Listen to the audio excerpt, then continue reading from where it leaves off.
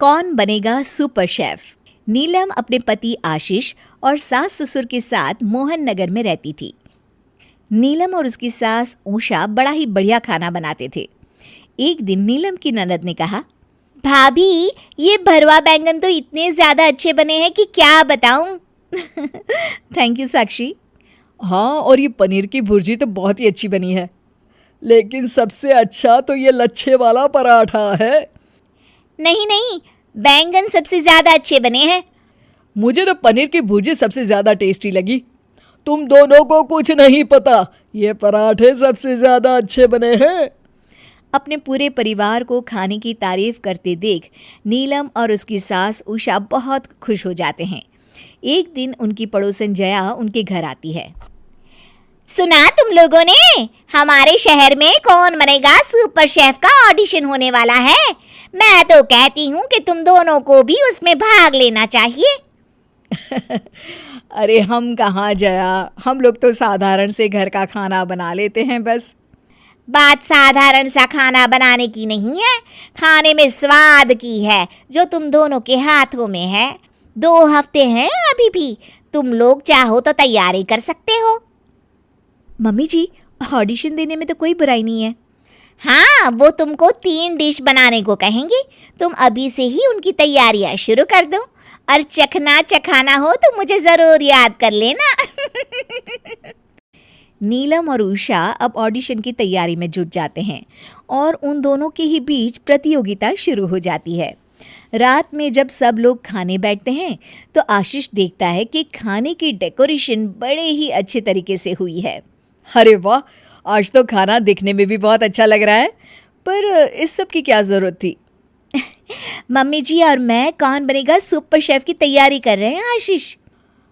हाँ, पर इतना सारा खाना। हाँ, ये सब तुम लोगों के लिए है, तुम लोग चख के बताओ कि क्या ज्यादा अच्छा बना है। अरे भाई, हम लोग जज थोड़े हैं, हमें तो तुम दोनों के ही हाथों का खाना बहुत पसंद है। ऐसा नहीं चलेगा जी, आप लोगों को हमारी मदद करनी होगी। सारे घर वाले बड़े ही परेशान हो जाते हैं, क्योंकि अब उन्हें सास बहू में से किसी एक की बनाई गई डिश को जिताना था। देखो, खाना तो सारा ही अच्छा बना है। आप जलेबी की तरह ना बात मत घुमाइए, सीधा सीधा बताइए किसका खाना ज्यादा स्वादिष्ट था। मुझे तुम्हारा बनाया हुआ गाजर का हलवा ज्यादा पसंद आया, और माँ के हाथ की मशरूम की सब्जी। मुझे तो उषा के हाथ की भिंडी की सब्जी अच्छी लगी है। लेकिन मुझे तो भाभी के खाने की प्रेजेंटेशन ज्यादा अच्छी लगी। हाँ, ये सुनकर नीलम तो खुश हो जाती है, पर उसकी सास उषा उससे जलने लगती है। अगले दिन फिर नाश्ता करने सब बैठते हैं और नीलम और उषा अच्छे अच्छे पकवान बनाकर ले आते हैं। आज मैंने बनाई है पाव भाजी की सब्जी, और मैंने बनाए हैं ब्रेड रोल्स। सब लोग इतना तला हुआ खाना देखकर चौंक जाते हैं। अरे, आप लोगों ने कल ही तो इतना हैवी खाना बनाया था, सुबह तो कुछ हल्का फुल्का बना लेते ना। नहीं नहीं जी, हमारी प्रैक्टिस चल रही है, इसलिए जो बना है वही खाओ और बताओ कि कैसा बना है।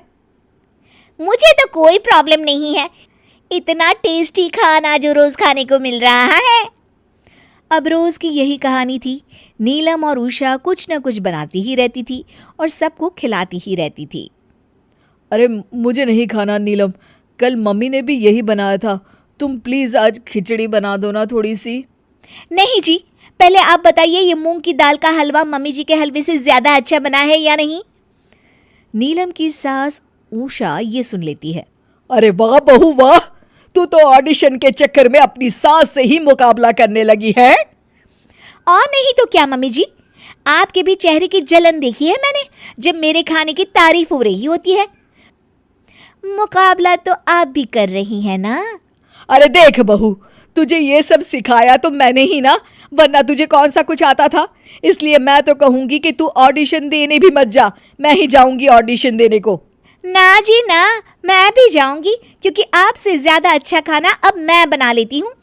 देखती हूँ मुझे कौन रोकता है ऑडिशन देने से। नीलम और उषा में बहस छिड़ जाती है। तभी साक्षी के चिल्लाने की आवाज आती है। सभी घर वाले साक्षी के कमरे में जाते हैं। क्या हुआ साक्षी? हाँ साक्षी, इतना क्यों चिल्ला रही हो? तबीयत तो ठीक है ना? पता नहीं पापा, कल रात से पेट में इतना दर्द हो रहा है, क्या बताऊं, उल्टी भी हो गई 2-3 बार। साक्षी की हालत देखकर आशीष डॉक्टर को फोन करता है।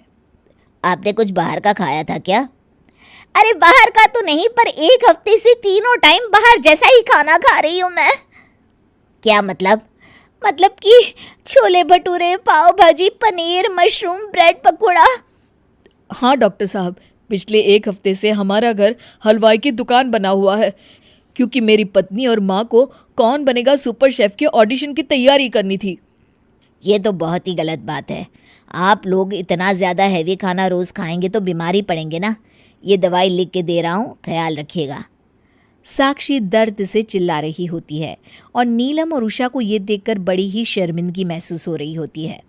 तुम दोनों की अब यही सज़ा है कि तुम दोनों ही ऑडिशन देने नहीं जाओगी और अगले 1 महीने तक कुछ भी हैवी डिश इस घर में नहीं बनाओगी। नीलम और उषा अपनी इस लापरवाही की सज़ा मान लेती हैं।